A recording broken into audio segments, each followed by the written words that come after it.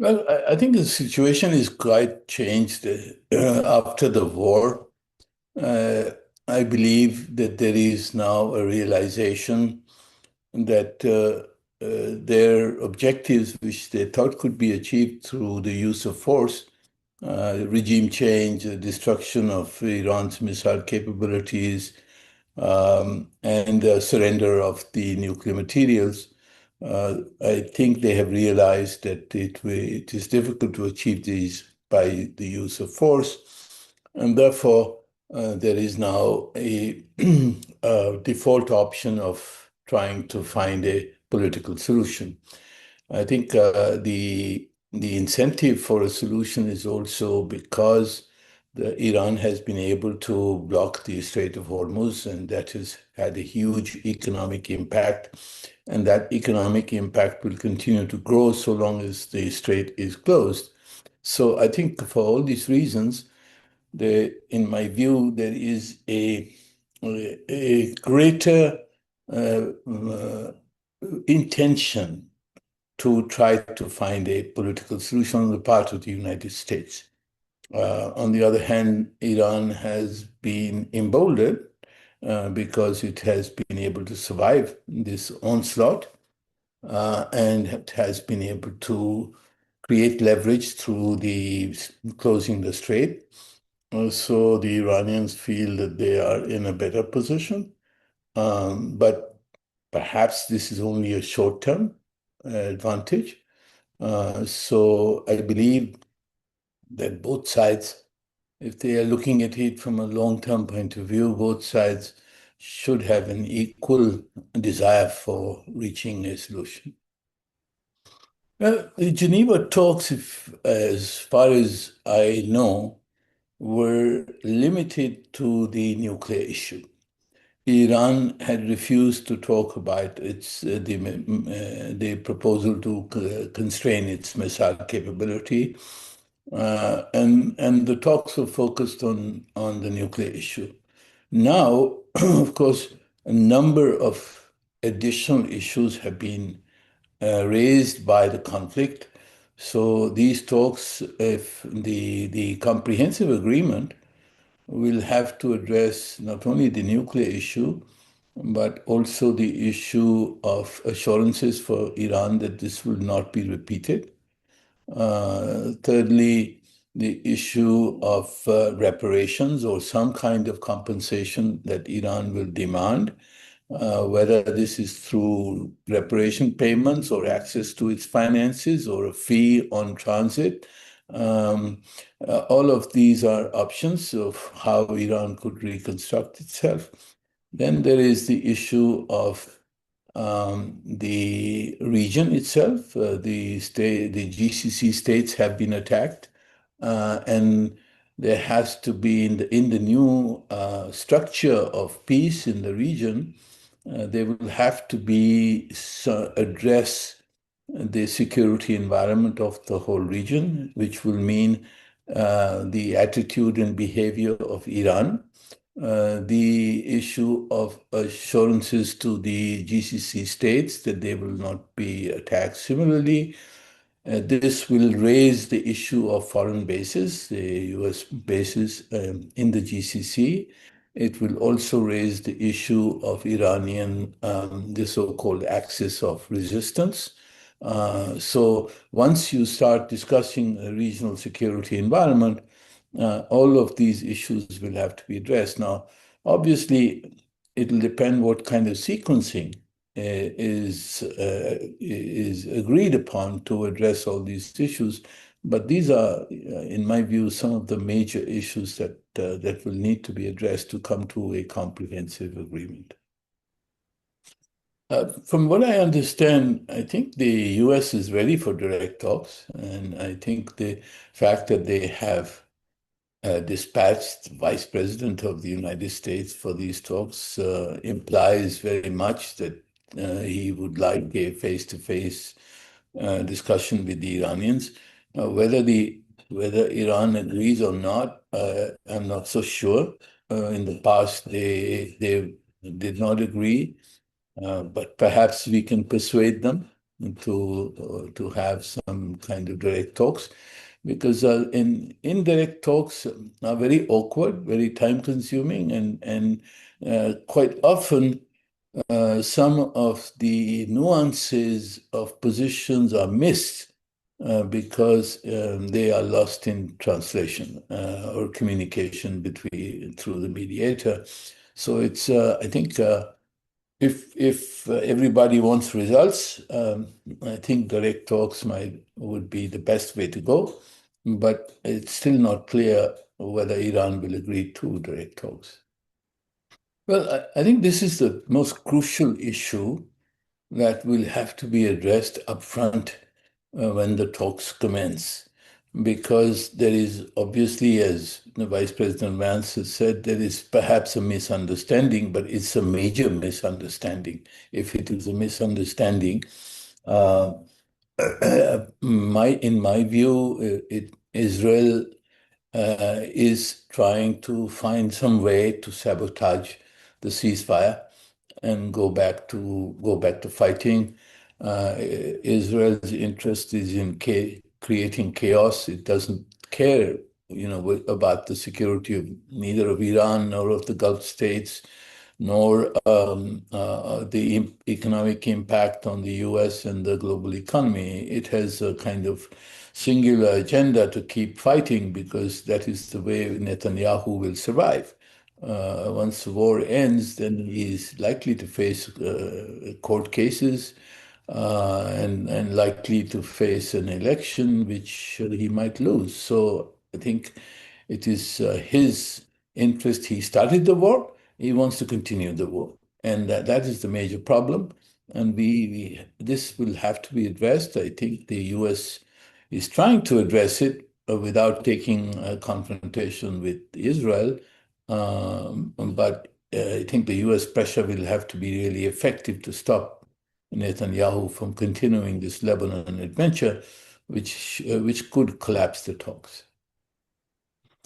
Well, it's both. It is obviously, since we are the one country that has the ability to communicate with everybody, and possibly we have a level of trust with most of the parties.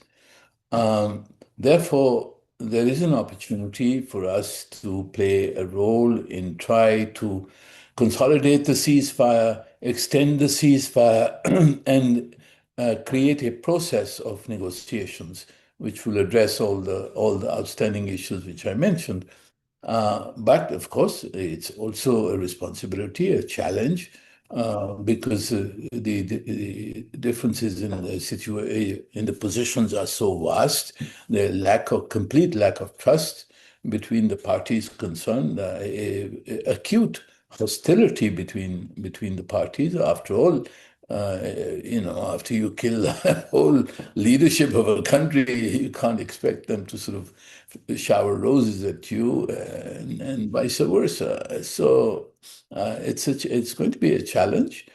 We have to do it very delicately, making sure that the momentum is maintained, the ceasefire is consolidated, the momentum of negotiations maintained, but at the same time, not antagonizing any of the parties, because sometimes mediators can push in one direction or the other, and that raises objections from the party which doesn't like what is being proposed. So it's a delicate exercise, but so far we've handled it well, and hopefully we will continue to handle it with the sort of deftness and consideration of the details and the nuance, which is vital in such a mediatory role. Well, China obviously did not want to get involved in the conflict itself.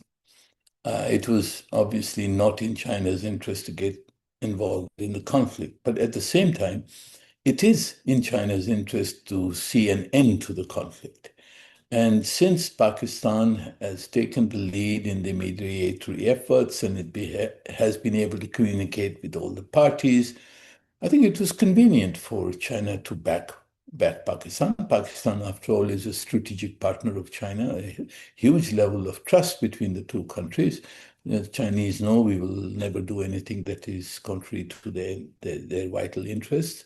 So, because of this relationship of trust that we have with China, it was convenient for China to back us. But of course, it also utilized its own weight. First of all, in the Security Council, together with Russia, it vetoed a one-sided resolution, which only condemned the attacks on the GCC, but not the attack on Iran. And at the same time, when it came to the acceptance of the ceasefire from whatever has been reported, the Chinese apparently intervened with the Iranians to say that they should accept the Pakistani offer for a temporary ceasefire. So I think they exercised their weight and their political influence with Iran and with the Gulf countries are in critical ways in getting this ceasefire done. Yes, I think it's too early to say. I think the presumption that these three countries can play a larger role together is a political presumption, given the situation and given the coordination that they've done with regard, first of all, to the Gaza issue, then with regard to the Iran issue, and the ability of Pakistan to prevent the Saudis from coming into the conflict was a major achievement of Pakistan. And I think that is underappreciated, what we have done there. Um, but at the same time, we will have to see what is the attitude of the countries concerned after the ceasefire is consolidated and there is progress on the outstanding issues. What is going to be the desire of the GCC states with regard to their own security? Will they continue to look to the United States, or will they now feel that they are better off with a partnership with Pakistan, Turkey, and the Saudis coming in, Egypt coming in? Whether these large Islamic countries can provide them with the cover that is required from a possible future threat from Iran or from Israel. Um, but I think it's premature to reach conclusions or definitive conclusions of what the structure will be in the future. We have to keep it in mind when the discussions come around to the issue of security in the Gulf region. Obviously, Iran will have its position, the GCC will have its position, and there, possibly Turkey, Egypt, Pakistan could make a contribution to constructing a new structure for peace and security in the region, which may have a diminished role for the United States, because that is objected to by the Iranians, and that is part of the reason for insecurity in the Gulf. So one will have to see. It's I think too premature to reach or jump to conclusions at the present time. Well, I think certainly, I think the Iranians do have a sense that they have an advantage because they survived the onslaught. They have been able to counter the onslaught with the closure of the Hormuz Strait and create a new leverage with the US and the Western countries and the Gulf countries. So they may have a sense that they are in an advantageous position and the US is more anxious than they are to reach an agreement. But my submission would be that this may be a temporary advantage. And the Iranians would be well advised to look at it in a longer term, how they can utilize the leverage that they have created with the Hormuz issue, with survival, in order to construct a structure for peace and security in the region where they are also part of the structure, where they can look to a more normal existence in the region and in the international community. If they can get the sanctions lifted, if they can have an agreement on the nuclear issue, if they can have some reassurances with the GCC states and even with the United States, I think it will create an environment of peace and security, which will be good for Iran, and it'll be good for the GCC, and it will be good for the region and the international community. I think if they were thinking long term, this would be the way to utilize their present leverage in order to create a future advantage that is sustainable. The temporary advantage created is there, but it may not be sustainable in the long term. Well, I think if we are able to consolidate the ceasefire by resolving the Lebanon issue and resolving the Hormuz issue, even if it's a temporary arrangement where the strait is open in accordance with the peace agreement, which said traffic will be allowed through in coordination with the Iranian military authorities. Even if that is achieved, I think that will be a positive step. And if, in addition to that, we are able to reach agreement that the process of negotiations will continue and will be sustained, and the ceasefire will be extended for some longer period of time to allow for those negotiations to succeed, I think if we can achieve that, that would be tremendous. I don't believe, that people talking about the comprehensive agreement being achieved and so forth. That's unrealistic in my view.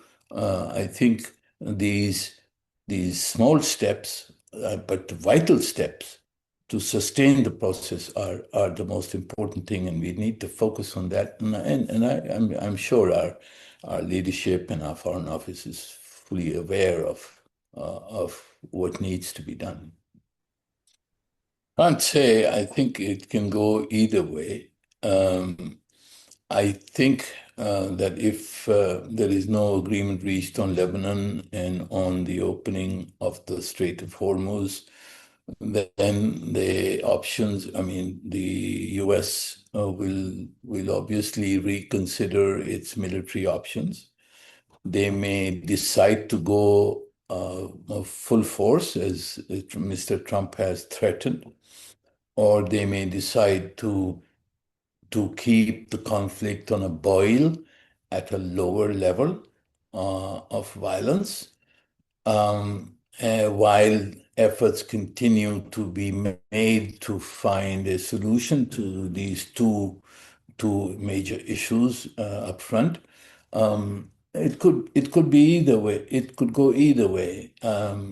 So a complete collapse and resort to full force, a collapse with a low level of violence, or positively thinking a solution on Lebanon and the Hormuz Strait, a continuation of talks, and the construction of a process of negotiations. I think these are three possibilities that one of these three possibilities will result in. Well, we are an emerging middle power, irrespective of this conflict or even of the Gaza conflict. Our power was established last May when we responded to India, and the world woke up and saw that Pakistan was quite capable of handling aggression from India. I think that is when our power or our status as a mid-ranking, credible credible power was established, and everything else has followed from that. And obviously, our diplomacy has been good. We have taken advantage of that realization in the world. But our advantageous position, we will have to hang on to it through continued astute diplomacy, keeping the relationship with all the major powers. And that depends on the fact that we always adhere to principled positions. And I keep repeating this. Our position has emerged because we adopted principled positions. For example, when the Indians attacked us, we had a position of restraint. We did not talk big. We did not talk aggressively. We sat quietly while they were threatening us. For 2 weeks, they were threatening us. And we kept on saying, don't do it. Don't do it. And the world saw our restraint, and then they saw our strength. And I think that is what established Pakistan as a recognized and credible power in this region, in South Asia, in West Asia. And I believe that our credibility also now extends to Central Asia. So we are in a good position, mashallah. And I hope that our diplomacy will continue to be wise, and we will continue to retain this position that we have achieved.